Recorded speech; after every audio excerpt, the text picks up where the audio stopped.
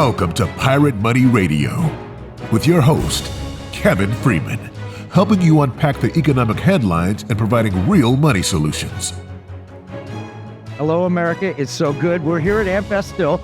And, you know, all the way we travel all the way to Phoenix, Arizona, so I can meet my neighbor. He lives just around the corner. His studio's around the corner. You've heard of him. It's Dr. Lance Wallnau. He's one of the handful of people that recognize Donald Trump as a spiritual movement, not just a human being, not a billionaire, you know, not all those things. But he said, look, this guy may be Cyrus. Here's the man who came up with the concept of the 7 mountains as explained in the Bible and brought it to modern times. I've been on Lance's show. Lance, it's a privilege to have you on Pirate Money Radio. Great to have you here. You've been on my show, as I recall, Yeah. when your book came out. And so, we have to come all the way from Dallas to Phoenix. But why couldn't you be meeting in Florence, Italy? Why do we have to go to Phoenix? So, You know, the weather's not been bad here. No, It's been actually, nice. this And is the food time to be good, and here. The people are great. Are you having fun here at the I am, but AMFEST? you know, it's a bit of an overstimulus. I mean, you can hear by the, I don't know if you get the ambient noise out there, but when you're at one of these events, it's like you're at must be the boardwalk in New Jersey. If anybody ever grew up in New Jersey, yeah. you're walking down and every single little cubicle is trying to get your attention. Everybody is beautiful in a way because they're all trying to get your attention for one aspect of a movement that you agree with. So, Yeah, no, and the excitement of young people. Oh, To see yeah. all the young people here that are thrilled with conservatism, they're Christian in base. We talked to Christian educators. It really is exciting. and I said to my wife Annabelle last night when we're listening to some of the sound, because I'm doing interviews here while speakers are on the main stage. There's like 20,000 people here. So I said, what's interesting is the youth, when they're responding in an audience, is so different than an adult audience like that you have on HBO or a Netflix special. It's screaming young people, and it throws you off. It's like having youth camp or something at a church. It's like all this young energy. I'm thinking, Annabelle, do you hear that? I'm not used to that. Like that's like TikTok energy out there. You know, it's kind of like what the Beatles must have felt when they were on stage. Well, that's what I'm saying. It's young shrieking. It's girls Yeah. shrieking. It's like, what is this? But they're shrieking over liberty. They're shrieking over returning to sound the principles. punchline is about freedom of speech. You Yeah. know, well, that gives you goosebumps when you realize that's what they're yelling about. Yeah, no, they're excited about it. You know, you've got a great family. We got to know your family a little bit. Your daughter got married, and exciting things ahead there. Yeah, yep. And so the question is, and here's the thing I want to talk about with the audience today. When I went to Mar-a-Lago shortly after the victory, and was there. And as I was sitting there, I felt like I heard, we have to turn this moment into a movement. Moment to a movement. That's the theme. And so even when I'm here speaking, I'm going to challenge the group to say, what are we doing? You know, in the Bible, Elijah cast his mantle on Elisha. And when he did it, Elisha understood the symbology of it. He understood something significant had happened. And he was going to slaughter his oxen. He wants to go, tells the prophet, let me go back and say goodbye to my parents Yeah. and kill the oxen. And Elijah makes this very mysterious response. He said, what have I done? What have I done? To me, it's the haunting power of a real prophetic that says, it's up to you to have the discerning to know what just happened. I just did something. What is it? So, Kevin, that's the question I want to ask you. We had a November 5th victory. Right. I think that what I'm hearing a lot of people doing here is kind of celebrating and reiterating stump speeches and why are we a movement, et cetera. But I want to ask the key question. How do we turn this moment into a movement? What is it that God did on November 5th? If you had to define it, what have I done? How would you define it? All right. We were together in Atlanta praying before the president, before the election. I That's remember right. that very, very well. Marnie was there with us, and she had her hat on and everything. I've seen the iconic pictures that Mercedes gave us about that. It starts with prayer. So what did we start? We started a prayer movement. We've recognized that America cannot survive alone without God. That was the moment when President Trump got shot, and we realized that was a miracle. So we recognized God. So it reminds me of the story of Dunkirk. At Dunkirk, they started with prayer. It's not in any of the movies. It's not in the darkest hour of the Dunkirk movie, but King George VI called for prayer from all the people, and they prayed, and God did miracles. So we prayed. God's done his part. It's a miracle, saving Trump's life and putting him in office. Now we have to do the hard work. And that was the little ships. That was the Dunkirk. They had to send those little ships over and get people off of the Dunkirk beach and take them home. We need to realize this isn't a government solution. It's a little ship solution. So you ask what we do. It's the individuals and our actions. We just had LifeWise Academy that I just interviewed here, and they're taking kids from school during school hours on buses to church and educating with the Bible. Part of what we have to do is reinvigorate the nation with biblical truths. And it's taking little ships to do it, or in their cases, little buses. But it is at an individual level. It's not, we've done our part, we elected the right people. We got to realize that's never, ever, ever going to work. They thought they had the right guy in King Saul. We elected the right guy. They didn't elect him, but God put in, he's the right guy. Never works. It's got to be individual people taking individual responsibility, reinvigorate the Bible, go to repentance, stand up for truth. It's the little ship. So that's my answer. Yeah, and I would add to that that the only difference in the metaphor is they were doing it to keep their army from being annihilated by the Nazis who had a superior game plan. That's right. In our case, we're landing on Normandy, and we've taken Normandy on November 5th. All of our little ships showed up, and we overwhelmed. It was too big to rig. We swarmed the system. But now we got to go to Berlin. And you can't camp there at Normandy and say, look at what we did, and then start going back to, let's go back to Britain now. I guess we're here. Yeah. We actually have to go all the way into Berlin. You have to blend the two, because if we do it only with the professional soldier, we're in trouble. That's the beauty of Dunkirk. That's why when you come out to Liberty Hawk, you don't visit the Dunkirk Retreat Center. You visit the Dunkirk Advance Center, because wars are never won by retreat. They're won by taking ground, but it's going to be individuals called by God in their respective areas to take that ground. And we cannot rely on the government. We cannot rely on the professional. We have to do it as believers in Christ. And let me cue over that believers part. I will build my church, and the gates of hell will not prevail against it. I will build my ecclesia. Now, I'm of the opinion that the reason why America, the reason why South Korea, the reason why I'm looking at countries that are losing it right now, or almost lost it, or Australia, case in point. France, they have a no confidence vote. And I would say going around that the world. what no sociologist, no historian, no scholar has done yet is connected the dots between the engagement of an awakened church outside of its own four walls, in government, in legislation, in the courts, in media, so that if you don't develop a legislative, a litigative, and a public opinion shaping factory out of your salt and light language, then you're allowing other people to occupy that space. And before you know it, the precious freedoms that you have become underground freedoms. That's what you get with the central bank digital currency. That's what you get with the Federal Reserve printing excessive amounts of money. So you know about our movement. You've had me on your show talking about pirate money. That is a grassroots, state-by-state movement. Now in 30 states, people are activated. I mean, while we're walking by here, the General Flynn walked by and waved at me, but then we have also the individuals. He says, I hear you on the radio and I want to be part. What are you doing in Michigan? How do I get involved? That's the activation we need at the individual level, or the small group level, or the church level, to take America back where God intended, where the founders intended. All right, so if you were doing the elevator pitch for my audience, I want to play these segments for my people that when I have you on my show. So so what are you proposing? We're proposing a personal gold standard, state-issued gold and silver, just like the Constitution, Article 1, Section 10, so that you're not reliant on paper dollars. When your work gets tested, it gets tested by fire, it says in the Word of God, and fire, pure gold and silver are pure and they remain. But what gets burned up? Wood, hay, and stubble. And what is paper money made out of? Wood, hay, and stubble. All right, we're going to have to take a break with Lance Wallnau.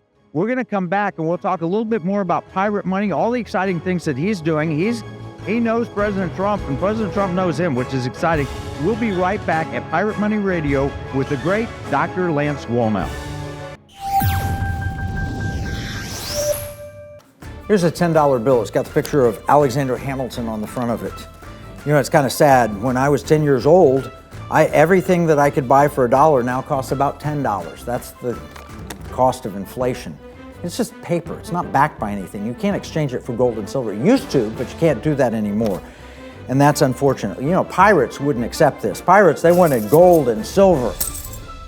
Patriots, the founders of this nation, also wanted gold and silver coin. In fact, they put a provision in the Constitution, 17 words, that said states could only make gold and silver coins tender within the states. That's why I wrote this new book, Pirate Money, Discovering the Founders' Hidden Plan for Economic Justice and Defeating the Great Reset. It will explain exactly the history of money and exactly why gold and silver coins can be made modern with new technology and a useful monetary system. PirateMoneyBook.com.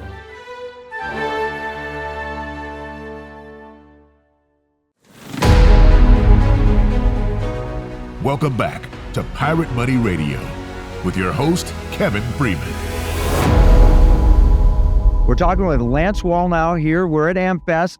We're neighbors, and we got to come all the way to Phoenix to get there. We were in Georgia. We had a beautiful dinner in Georgia. Actually, we met in Georgia, though we live in Dallas. Now we're in Phoenix meeting again, but we live in Dallas. Yeah, that's right. But we're talking, President Trump's going to be here at AMFEST tomorrow, and you know him. I mean, he saw you gave prophetic words early on at USA Today or one of the papers said, you're one of the few people that recognized him early on. How did you get that? That was before it became a prophet's cottage industry that covered politics. That was 2015. So it was when he was running against Huckabee and 10 Ben years Carson. ago. And Rubio and Cruz. Everybody had a favorite Catholic or Christian in the game, including Mike Pence was still running. And you know what? What the Lord said is so characteristic of how God is. He's so unreligious.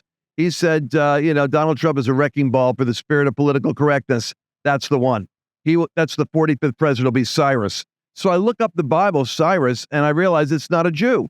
And I'm thinking God's winking at us saying, you think I'm going to pick a Christian, don't you? You think the evangelicals are going to get their their version of a pope in office? Not going to be. I'm going to take that guy that slays, that Philistine slaying machine up there in Queens, New York. He's the guy. And that was unpopular. It was unpopular till he won. And then when he ran, everybody became a prophet on Trump. And I stopped prophesying that. What I went on to was this. If we don't occupy government, media, business, recover the economy, and academia, we are up against something that is bigger than and will last longer than Donald Trump. So we have to work on the business of culture. And I think we almost are at a point now where people agree with that. Yeah, you know, I was there at the United in Purpose rally. They had 1,000 evangelicals meet Donald Trump, and your mutual friend Ken hosted that, and Dr. Ben Carson. Few people remember that they had to add Ben Carson to it to get Christians to show up because, like, I'm not going to go see that foul-mouthed New Yorker. I didn't know that. Actually, I didn't know that backstory. Yeah, no, they had to add Dr. Ben Carson and invite you because, I can't. And you see now, and they call it Christian nationalist. Yeah. We were talking Barry Maguire. You may know Barry, the Barry's a good Carwax friend. guy. Yeah, and he said it's a nationalist Christian. The noun is Christian. That's the operative word. I like it. Is I'm not a nationalist. Christian nationalist. I'm a nationalist Christian. Exactly. Woo, very nice. Yeah. So you led that movement. I mean, I did. You were my neighbor then. I didn't know it. We actually met at the Trump International. Kelly Kohlberg introduced us at the Trump International, like 2016 or something. But I was watching you on video, and I was like, who is this guy talking about Donald Trump? At first, it seemed crazy to me. It was. And then it seemed prophetic, and then it seemed obvious.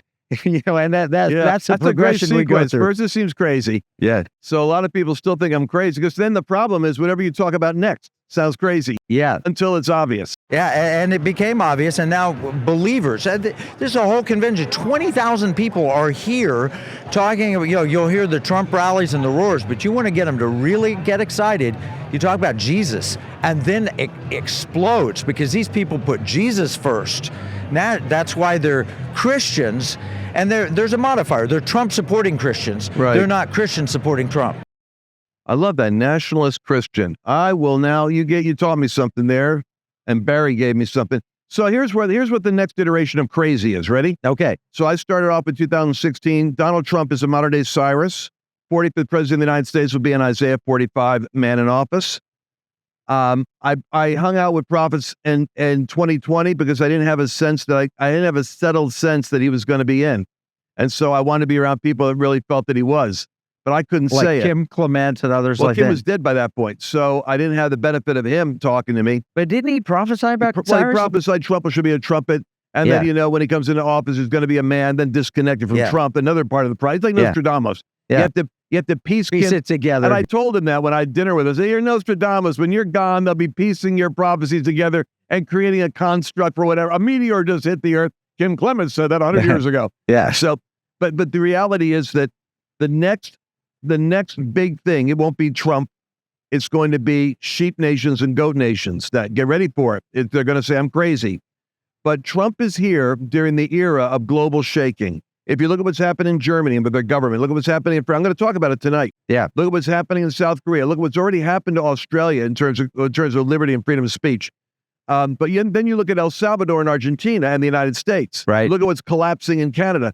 You now have nations, as Haggai prophesied, I'm going to shake everything that can be shaken, which goes right to your business of the silver is mine and the gold is mine, articulated in 2 chapters right there in the prophecy on shaking the earth at the end times. So where we are now is nations are being shaken, but what are they being shaken down to? Whether or not they have foundations that can preserve sovereignty as a nation or the sovereignty of an individual. And what you're fighting for is the sovereignty of the nation and the individual through preserving their currency so they don't lose that sovereignty by having to collapse into a government-controlled economy that controls them. And so this sheep nation, goat nation is where Jesus comes back in Matthew 25, and every nation is gathered, and there are 2 types. There are those that were organized, mobilized, and worked together for the persecution of his people, and those that did not overtly work with others for the persecution of individual liberty or for the persecution of his people. So to me, I look at this right now and say, sovereign nations must reassert their spiritual foundations because the church alone can do this. If you don't have an ecclesia, hell will take you down. There's no question in the scripture that God judges nations at the end. You read that. They're nations. It's not, they try and set up a one world government, and that's ungodly. God deals with nations. Do we have sheep and goat states in America? And are we seeing the red kind of consume them? Are we not seeing that now? Yeah. Are we not seeing sheep and goat cities? Yeah, exactly. So what do we do there? How do we take and make America a sheep nation? And that goes right to your point earlier in the first part of our interview. You get the small boats. You see, everybody fixates on Donald Trump. I can't tell you how many people have something that they want to get to me to get to Donald Trump, but they want to be able to deliver it. It's like, well, just give it to me. Well, no, I needed to give it myself. Oh, what you're really saying is you just want to have a moment with Donald Trump, so what we have to do is forget about the federal government. You can't boil the ocean. You can only cast your little vote for what you're going to do. There's 80 million of you out there. But on a local scale, you have disproportionate influence. So now you go down to the county clerk office, you go down to the mayor office, you go down to the local school system. Now your congressman cares more about what district you're from. They could care less about how many negative. Do you think AOC cares about how many negative posts she gets from conservative states? No. She only cares about the New York county that puts her in office. So Congress could care less what you think. Why do we have a divided country? Because they only focus on making their own people happy. And if they're making them happy, they'll be back in. So you got to focus locally like you do nationally. That's where education, Ivy League, we do need to change those. But let's go talk local with your own school board. You're talking about the federal government, forget it. Go to your mayor's office, go to your town council, go to your city council. We have to become more sophisticated, understanding the anatomy of power and realizing you can do something locally other than talk about the Supreme Court. Forget the Supreme Court. What's your local court? Well, and that goes to the Dunkirk analogy. The big destroyers could not get into the shallow harbor of Dunkirk. It took the little ships.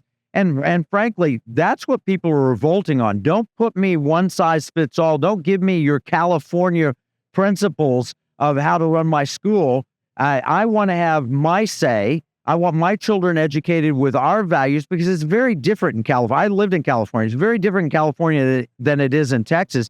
And yet our model is winning, and so people are leaving California, coming When you to say it's Texas. very different in California, is it very different in terms of the way the people are, or is it very different in terms of the way the system is? The way the system works. Okay. Well, you go to the center of California, Central California, and they're very conservative, God-fearing, God-loving people, and there are probably more Christians in Los Angeles than any city, any other city, because even though they're a minority, they have no control of the seat of government. But there are so many believers in Los Angeles, but the system is rigged against them. So in terms of the movement you've got, when you are trying to mobilize, how do people locally best focus their energy to change policy in a state for your pirate money theory? We put a website up called transactionalgold.com where you can go and see what's happening in your individual state. And it's happening. I mean, Now, what will that tell you in your state? Pardon me? Like if I go for Texas, what will it show me? It's going to show you that Mark DeRazer has filed legislation in the next session. It's going to tell you, we may have put up there, Tan Parker's the new Senate Majority Leader, and he's in favor of what we're doing. It's going to tell you as the legislation is progressing, where we're going to have hearings if you want to show up for hearings. If you go to Florida, it's going to tell you Jimmy Patronis, the state chief financial officer, it's the treasurer of the state, how he issued a $200,000 study to see if we could do it. Or if you go to Utah, you'll see Marla Oaks, the treasurer, is behind this. And we have 3 states that are really interested in doing this. Some very far along, like Oklahoma and Texas and Louisiana and Florida and Alaska and Kansas and Iowa. So many different states are doing this. I wonder if we don't need a similar map, scoreboard, for what's happening with education in your state. I think it's a brilliant idea. We need to take this to the local level and then give people a way they can plug in. That's what I'm thinking. We should work on this together. The Lance Wallnau Show and the Pirate Money Radio and Economic War Room. No, we'll do it, and then deliver a report every week. That would be fantastic. On how are we reforming economics and education at the local level? Because these are going to be sheep or goat states. Hey, we were heading there. By the way, I was listening to one of the futurists that helped to write the Fourth Turning book. Yeah. And he was on a show. And I guess it was Patrick Ben-David was asking him, say, aren't we heading towards a civil war in the United States? Remember that? We're not hearing that now, are we? Because if you got the civil people living, there won't be a civil war. The reality is that he said we're already in it if you look at how people are migrating. People are leaving blue states to go to red. People are leaving red to go to blue. That's true. You will end up being more comfortable within a culture that resonates with what you like, trust, and believe. And so if you're looking, he said the government's already having an early phase of its breaking apart. The difference is the map with Trump's victory It more covers than Verizon is what it looks like. Yeah, exactly. It suggests to me the blue is actually getting more isolated, but the congressional map in the midterms is where I want to focus next. If we don't have our people show up and treat that like Dunkirk, we will get kneecapped in 18 months. We actually have to mobilize our ecclesia, our people, our movement has got to be ready for the midterm battle. The election has to have been a wake-up call and not a go-to-sleep snooze button. And that, unfortunately, in 2016, we had a big election and a lot of people hit the snooze button. It's okay. Everything's okay. All right. Lance, it's been great having you on Always Pirate Money good, my Radio. friend. Thank God you bless so you. much. We're going to take a break. When we come back, we're going to talk to actually Lance's sidekick, Mercedes Sparks, who's a wonderful friend, and she's going to tell us, what it's like working with Dr. Lance Wallnau on a day-to-day basis. We'll be right back after this break. In uncertain times, finding stability in the economy can feel challenging. But what if you could navigate economic volatility while honoring your biblical values? At Timothy Plan, they believe this balance is possible. Timothy Plan filters its volatility-weighted ETFs and family of mutual funds through a biblical pro-life and pro-family lens, so you can see competitive returns and moral responsibility, helping you to weather the economic storms. With Timothy Plan, align your investments with your values while adapting to our ever-changing culture. Since 1994, Timothy Plan has been recognized leader in biblically responsible investing. Timothy Plan, your bridge between faith, finances, and the future. Visit timothyplan.com or call 1-800-TIM-PLAN or 1-800-846-7526. Investing includes risk, including possible loss of principal. Before investing, carefully consider a fund's investment objectives, risks, charges, and expenses contained in the prospectus available at timothyplan.com. Pirate Money Radio, helping you give, spend, and invest in ways that align with liberty, security, and values. Welcome back with your host, Kevin Freeman. Before the break, we had the opportunity to talk with Dr. Lance Wallnau. I mean, he's a dear friend, he's a neighbor, he's a great guy, but you want to know why he's great. When you watch him, you will see the incredible, incomparable Mercedes Sparks, who works side by side with him. She makes him look good, and he sitting next to her makes her look better. So anyway, Mercedes, I love that intro. Welcome to Pirate Money Radio. Hey, I'm excited to be here. I watch you guys on TikTok, and so I'm always tuning in. You know, you got to say, our daughter Madison, Marnie's and my daughter Madison, got us onto TikTok. I was like, oh, no, don't get on there. But it's been really good for us. Right? And a lot of people see us because of that. And Yeah. you were one of the voices that, yeah, you got to do it. Oh, yeah. It wasn't long ago, we were in Gwinnett, Georgia, and we were praying for President Trump, former president, and before he was president-elect. And Yeah. it was and you sent us some photos of that. Those are really cool. Thank you for the photos that Oh, you yeah, sent. yeah. But we were in that crowd. We've seen a lot change since then, just a few weeks. Yes. Yeah. Absolutely. So much has been happening. You know, you were telling me earlier, talking with Lance about having a retreat done, and we have to figure out, we've gone from defense mode, now we're into offense mode. Exactly. So how are we going to take territory? The walls of Jericho just fell down. It's time to advance now. And so there's so many different arenas that we are planning to advance in. And I love what you guys are doing with Pirate Money economically. You were at our first summit, and you were there, and you pulled out your Glint card, Yeah. and you were showing it off. Yeah, that was pretty fun. You were an early adopter of the concept, Oh, yeah. and you've been a big promoter on Lance's show and so forth. Definitely. Yeah. Well, I remember going to the first summit. It's, again, powerful concept, right? The idea of transactional gold, being able to buy and sell with gold, competing and protecting against CBDCs, central bank digital currencies. So I'm an early adopter of things, all things AI, all things crypto. And so when I saw the Glint card, I thought, oh, this is amazing. This is brilliant. Also, it's great because, you know, when you're promoting other larger gold companies, there's like a minimum buy-in. With something like Glint, it's a really easy way for everyday normal Americans just to get access to gold. And the idea of doing business with it is so unique. So it's a 100% proof of concept for what you guys are doing. Right. Yeah. And we don't promote Glint. They don't sponsor our program or anything else, but it is proof of concept. It is. But what if it were done by the state of Texas, and it were done with a Texan card, and the gold was held in Texas, and when you spent it, you had the trust of the state, you didn't have capital gains taxes, and there's no way the federal government could take it from you. That's the message of Pirate Monkey. Exactly. No, it's powerful. And then to think about, and you've talked about this, but how much more valuable does gold become when you're actually able to transact in it and not be taxed at an insane, what is it, like 33%? Yeah, it's the top It's crazy. capital gains tax rate. Yeah. So we had a guy come up by our booth at AMFEST, and he said, how does that work? So I pulled out my Glint card, I bought gold, and I went over and bought him a banana at the concession stand. That was a $3 banana. Oh, sure. But anyway, and he said, wow, you didn't have to do that. I said, well, the hard part was I'm going to have to pay capital gains now. I'll have to report my capital gains between my purchase and sale.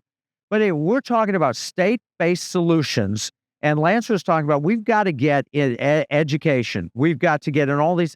I love the analogy of landing at D-Day, at Normandy. Oh, yeah. But it's not going to be the federal government that does it. It's got to be local. It's got to be real people activated. I remember 8 years ago, Trump got elected. Everybody said, good, I can go back to sleep. I don't have to worry about this anymore. And they went back to sleep, and look what happened. Yeah. Well, and you can see that even from the Supreme Court level, that at a federal level, it's being made clear judicially that it's going back to states, that it's turning into states' rights, 10th Amendment type of issues.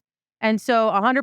And it's not just even in education, but we're talking about across the board. I mean, right to life. I mean, the pro-life movement is a state-by-state issue that the pro-life movement isn't even aware of, like right now. Like by and large, I think the church thinks we won pro-life. Like, no, it is now state by state. And you're seeing amendments, ballot initiatives being brought in election after election, that parental rights, everything is coming back to a state level. So all the more, why shouldn't Texas, why shouldn't Florida be a forerunner in an offensive way to protect against big banks, big government, big federal spending? that the states should be positioning themselves to be the heroes right now for the everyday average And we're American. seeing people move from California to Texas or Florida or Arizona or other states. But we're also seeing people go the opposite direction. It's kind of a separating of wheat and tares in a sense. Or he used the analogy, sheep states and goat states. Oh, yeah. That's a Lancism, a sheep Yeah. state and a goat state. I mean, we have, I don't know if you remember the gentleman. He was he's a Texan. His wife essentially trafficked their child, boy, brought him to California. He's been fighting for legal custody. She says he wants to have a sex transition. The judge in California just ruled that he could be castrated, this child. Oh, my goodness. And under the guise of the mom's indoctrination. I mean, and you're talking about almost safe haven states for a woke agenda. They are, but the woke states are getting smaller. So you look at the map where Trump won, it looks like a Verizon map, only it's better coverage. Exactly. Oh, exactly. And like, I think when we talk about what needs to be done these next 4 years, I mean, how do we take purple states, turn them red? How do we make red states redder? How do we codify it in law? How do we do that through legislation? I mean, those are the types of things that, if you have this much influence in any of the 7 mountains, that's how you should be thinking. And, money is at the heart of most of those issues. Jesus said, Luke 16:11, if you're not faithful with your unrighteous mammon, you'll never be trusted with true riches. If we want liberty and security and values, and I mentioned Verizon, but I want you to know, Patriot Mobile is a sponsor of this program. There's only 3 things you can do with your money. You can give it, spend it, or invest it. Here at Pirate Money Radio, we work to explain solutions that support all 3 areas in a way that promotes liberty, security, and values. Patriot Mobile is a mobile phone company.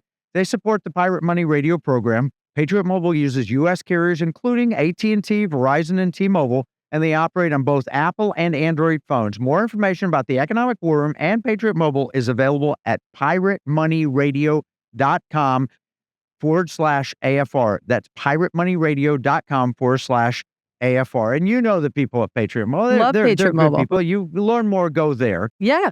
But we're facing a real cultural challenge. We're facing an economic challenge. We're facing a political challenge, and we're seeing that division. What gives you hope, Mercedes? We've been around all these young people. Yeah. What's giving you hope here? I think oftentimes a move of God is predicated on an advancement in technology. So the inventing of the printing Wait, stop press. a second. Yeah. What did you just say? A move of God is predicated on An advancement in technology. advancement. I've never heard that. Explain that. Well, you kind of look at things like the invention of the printing press and then Bibles being able to get into everyday hands, right? And so when you look at all the innovation that's happening culturally right now with AI, video, also, and like what we're talking about here with the inclusion of a digital You're blowing type my of a mind, 'cause currency. I'm thinking J. Vernon McGee and radio, and then I'm thinking television, the great television ministries, Yes. and the internet. So you're blowing my mind. This Yeah. is great. So I think we're on the cusp of a giant move of God. And how do these advancements protect our God-given personal liberties? And then how do we then turn around and use them to share and advance the gospel? But they can also threaten our Oh, I God-given know. liberties. So we have to take that mountain, Yes. so to speak, to pull another Lancism. Yes. We got to grab that mountain. Technology is an important one, isn't it? It is. No, it really is. But there is such opportunity right now. Like now, we could take this whole conversation and put it through something called 11 Labs. And 11 Labs will take it and translate it. It'll be your voice, which is, again, little dystopian to a certain It extent. is. But it will take your voice and you'll sound German. And your lips will move and sync up in German. It could take it and you could be I didn't speaking know I in spoke Indian. German. That's cool. It's so neat. I know. But think about the potential to reach people with truth in their own language and their own tongue. Star Trek translator. That's what we're talking about. Yeah, universal translator. Exactly. I know, big nerds here with the Yeah. Star Trek. But there's such opportunity. And the only other thing I would say too, like what I really see coming that I have a lot of hope for is that I believe the church is waking up. And I'm going to say a couple of things. I believe that biblical Jesus is about to stand up and make himself known and not be counted with all the false Christs in the body right now. I don't want AI Jesus. I want No. biblical Jesus. Biblical Jesus, but we have woke Jesus, we have political Jesus, we have self-help Jesus, that masquerade as biblical Jesus. And I think he's about to stand up and say, actually, no, that's not who I am. And so we have biblical Jesus. I think that God is about to change the cruise ship mentality of modern day church, especially American church, and transform it into the cultural battleship that it's intended to be. I think that that's coming in the next 4 years. Well, that's powerful. I just did an interview with Liberty's Freedom, Standing for Freedom Center. And they asked me, what's the weakness in the church? And I says, the pulpit. Everybody's going to always have itching ears. That's the reality of humanity. But you've got to stand up for biblical truth. And they said, what does that mean? I said, well, we want to hear gentle Jesus, meek and mild, and he loves everybody and loves everything. And he does love everybody. The Jesus that saw the woman committed an act of adultery getting caught and the love and compassion he had for her is also the Jesus that formed and fashioned a bullwhip that takes hours to do and drove the money changers out of the temple.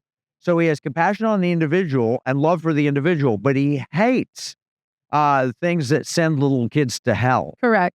So if you take over entertainment and you tell them boys that they can be girls and all of that, Jesus is not good with that.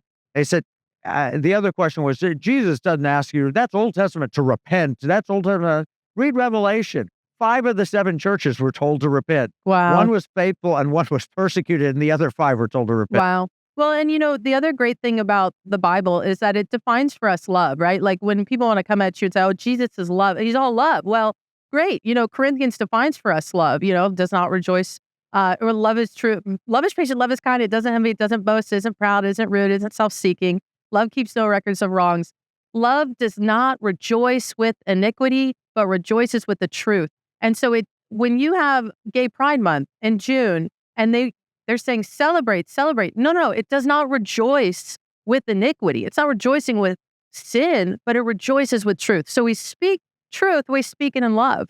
And so I'm so thankful to the Lord that he defines for us what that is. Well, even the term pride. I grew up, pride is a sin. Pride is a sin I deal with sometimes. I'm like, I did really good at that. And then I realized, I'm judging by my standard and not by God's standard. You look at God's perfection, there's not really much to be prideful for. Sure.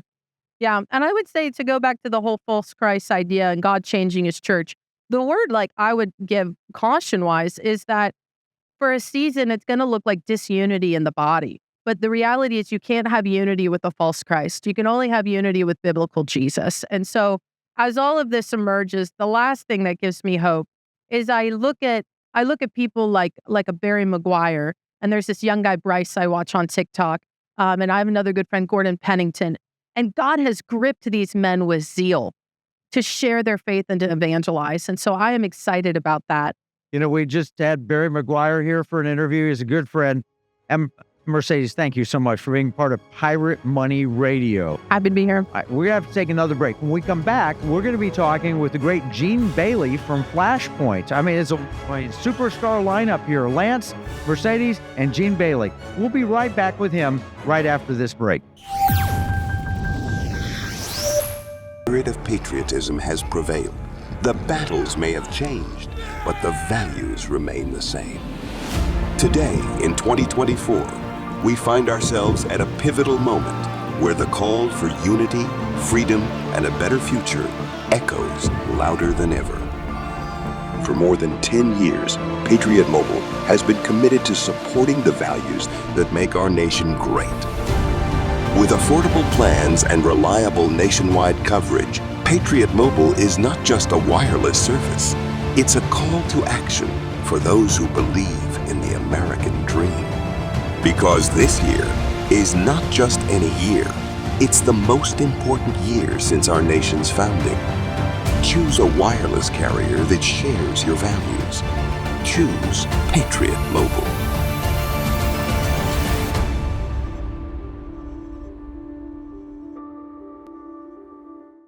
Washington said paper money opens the door to every species of fraud and injustice. Jefferson said paper is poverty. Hamilton said to emit an unfunded paper as the sign of value ought not to continue a formal part of the Constitution. The founders hated paper money, so they put a pirate money clause in the Constitution for our state to use. Learn more at transactionalgold.com. Pirate Money Radio, helping you give, spend, and invest in ways that align with liberty, security, and values. Welcome back with your host, Kevin Freeman. Our gathering of Texans at AMFEST continues. We had Lance Wallnau, then we had Mercedes Sparks, and now we've got the great Gene Bailey, and from Flashpoint. And Gene, so it's exciting to have you on our program. Oh and, man, it's great to be here. Yeah, I like being on this side. This is comforting. Yeah, no, I've It's loved hard it. for me not to ask you questions though. So Lance I'll hold was stepping into that a little bit too. Yeah. The first time we met, first time I was in Flashpoint was January 6th. And That's I right. was Michelle Bachmann and Frank Gaffney and all that. We Yep. were talking about the craziness at the Capitol. A lot's changed since then politically. Boy, it has and it hasn't. There's been a lot happening with J6. Hopefully, things will continue to go the right direction for freedom in America and doing the right thing. Well, people ask me what gives me hope. One of the things that gives me hope is the Flashpoint Army. Yeah. Your people. They're We amazing. started the transactional gold movement. You picked up on it. You've had me on several times to describe it, and you've broken our website. I don't know Good. how many times We're because the kind of people the funny thing is we're respond. kind of known for crashing website. We just crashed, Mike Lindell's Lindell Recovery Network. We crashed that site this past week. So yeah, it's been great. They are highly engaged. What I've found, Kevin, is that when people know what to do, you make it simple enough. Just go here, do that. If you believe with this, just go to do it. They'll go do it. The reality is most of us don't. It gets confusing and you don't know, or we make it too difficult, so you just don't do anything. Well, and you pull great people in, like Lance Wallnau, like Rick Green, like John Sure. Graves, all mutual Sure. friends. And you talk about, I hear so many people tell me, I get my news from Flashpoint. Right. You have become a source of news for people. Like some people listen to Joe Rogan, but you've got a big army. How did you get into that? Well, it started in September 16th, 2020. The whole reality is I got a phone call from my boss saying, hey, you need to do something about this election or we're going to lose it. So we just started, I figured, we'll do 6-8 weeks, and do a network show and make something happen and then be done. So there was never, this is how to not do a program. There was no market study, no whiteboard, no pre-production. I'm literally 24 hours later, we're on the air talking about. And that first time I thought, okay, we'll just start on Facebook for the first week to see how good it goes.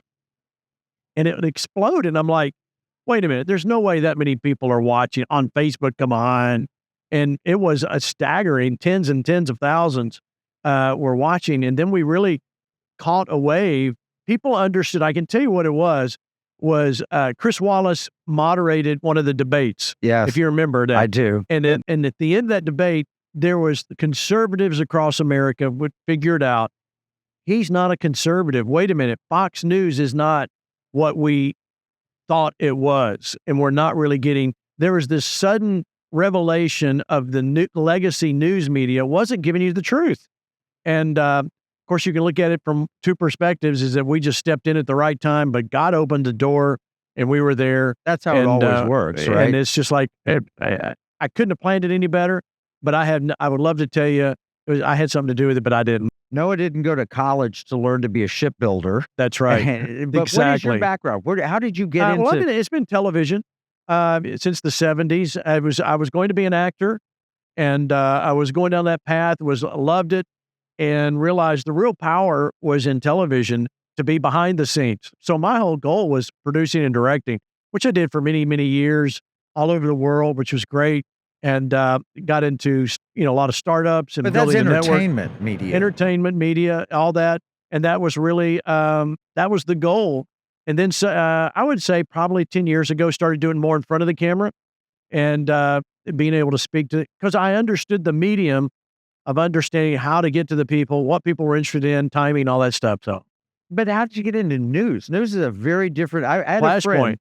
Flashpoint. That was your first. You got thrown into the deep end. Well, we were with the Victory Channel thinking of starting a news coverage. Now that was that we did plan that, and so we were working how to the best way to do news coverage. So we had this nice long plan of ramping up news coverage and being able to start that. Well, everything happened. COVID happened. And President Trump decided at that time he was going to do an update. I don't know if you remember. I'm going to do an update every day at 4:00. Right. And so I thought, well, if he's doing an update, we need to be right behind him on the network. So we started doing that. And we were just doing what all all hands on deck. We don't know what we're doing, but we're going to do something. And of course it grew. Then we realized there's an audience, there's an opening for real news. So we launched Victory News, and Flashpoint led the way in that. Victory News came soon after to be able to give daily news of what's really happening.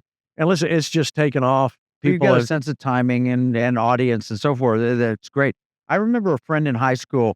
His father was Ed Turner, who was tapped by Ted Turner to build CNN. And my friend Chris Turner went to work for CNN, was a war correspondent, all that. I remember learning all the planning and everything that took it. But you've got one move of God. And, I don't know what your audience is compared to CNN. CNN is going down and Flashpoint is going up. I know that. We all conservative media celebrated the recent demise of MSNBC tanking. Then you realize, well, that's not that much it's not that big a win. Look at how bad they were. It was shocking to be on so many outlets and listen, America has responded, and this is what they're saying. I don't trust you. You've lost the trust of the American people. That's why we take truth, just like you do. We take the truth so seriously. And it's not easy, Kevin. There is so much misinformation, disinformation, all that out there. And now with AI, you got to really make sure what you're getting, what you're seeing is really what's really happening. And so there has to be a commitment to the truth, and that's where we are. What I love, though, is you're going beyond. You're not just telling people, here are the facts, sit at home, go about your daily lives. You're saying, get involved and make a difference. You're as much a movement as you are a news Absolutely. source. And a lot of that started, Kevin, with I was a fan of Tucker when he was on Fox. I mean, I loved Tucker, and I'm like, constantly left frustrated because I'm like, you told me the country's going to hell and this is horrible, but I don't know I want to do something. So I felt like there's got to be people like me out there that just tell me what to go do. So given the news, but saying this is how we respond, I believe is what we really stepped into that niche that we were able to be. Yes, it's commentary. Yes, we're looking at it in the spirit of faith and what is in biblical standards. How does this all fit into Scripture? Oddly enough, it really, really does. And we can see this is what God's doing. So when we put all those things together, things really just exploded. And that's, we're giving people, I'm trying to produce news, what I want to see, what I would watch. Right. Let's do it unto others as you would have them do unto you. Got it. And you know what it is too? I get frustrated with talking heads and I love Sean Hannity and so forth. But when we created our sister program, Economic War Room, we're a weekly show on Blaze. But every time we produce a show, we also produce an economic battle plan that has, here's what we covered. Yeah, here's exactly. the links to prove it out. And then here's your action plan and your action steps. And Flashpoint, you do that every time you do a show, you have action steps. And people, they drive the phone lines or the internet lines or whatever. It's amazing. It is amazing. It is amazing. They are highly, highly engaged.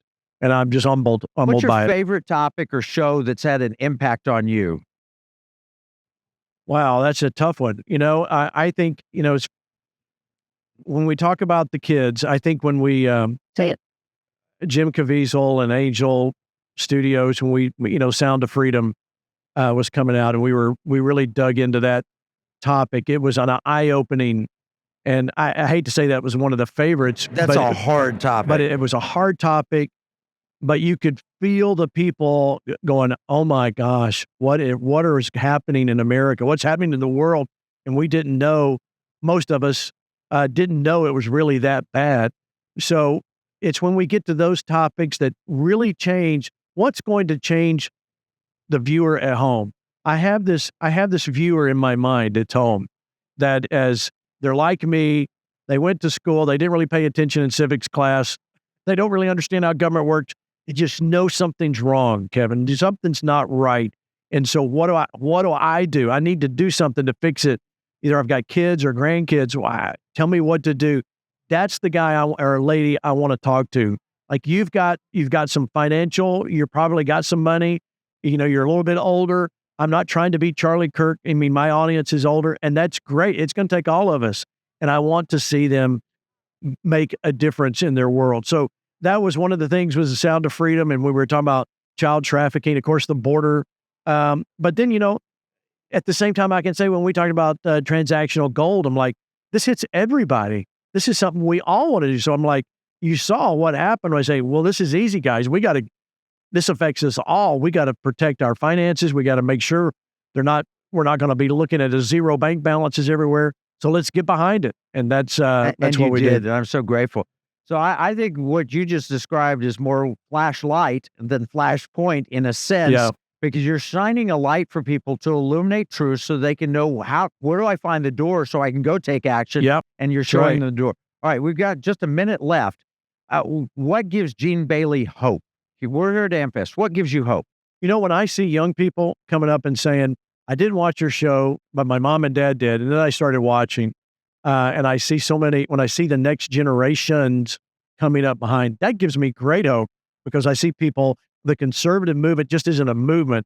What we're seeing is people turn back to God, yes, but they're also getting involved in the political structure of America. That's if we do that, man, we are good to go. Yeah, absolutely right. If we're active only inside the church walls and don't go outside, we're not fulfilling the Great Commission. Flashpoint with Gene Bailey is helping people fulfill the Great Commission. It's illuminating what they need to know. It's activating them so they can go out and take the gospel to the world.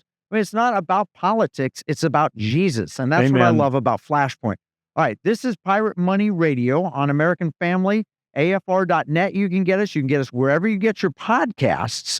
And I want you to share this program. You can get it on Apple, Spotify. It doesn't matter where you get it. Share it. Tell people. We've got great people like Lance Wallnau. Grateful for him. Grateful for Mercedes Sparks. And especially grateful for Gene Bailey here. You can learn more at piratemoneyradio.com. Till next week, this is Kevin Freeman and Pirate Money Radio.